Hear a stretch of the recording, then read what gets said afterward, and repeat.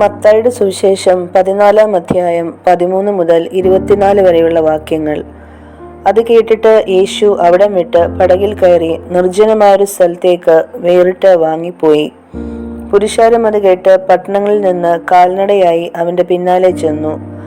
അവൻ വന്ന് വലിയ പുരുഷാരത്തെ കണ്ട് അവരിൽ മനസ്സലിഞ്ഞ് അവരുടെ രോഗികളെ സൗഖ്യമാക്കി. വൈകുന്നേരമായപ്പോൾ ശിഷ്യന്മാർ അവന്റെ അടുക്കൽ ചെന്നു, ഈ സ്ഥലം മരുഭൂമിയല്ലോ, നേരവും വൈകി.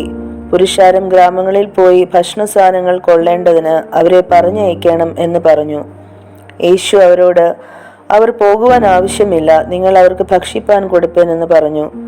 അവർ അവനോട്, 5 അപ്പവും 2 മീനും അല്ലാതെ ഞങ്ങൾക്കിവിടെ ഒന്നുമില്ല എന്ന് പറഞ്ഞു.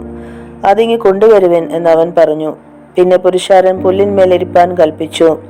ആ 5 അപ്പവും 2 മീനും എടുത്ത് സ്വർഗത്തേക്ക് നോക്കി വാഴ്ത്തി അപ്പം നുറുക്കി ശിഷ്യന്മാരുടെ പക്കലും ശിഷ്യന്മാർ പുരുഷാരത്തിനും കൊടുത്തു.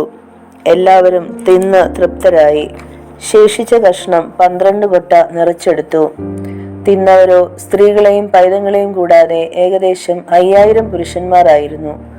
ഉടനെ യേശു താൻ പുരുഷാരത്തെ പറഞ്ഞയക്കുന്നതിനിടയിൽ ശിഷ്യന്മാർ പടകിൽ കയറി തനിക്ക് മുമ്പായി അക്കരയ്ക്ക് പോകുവാൻ അവരെ നിർബന്ധിച്ചു.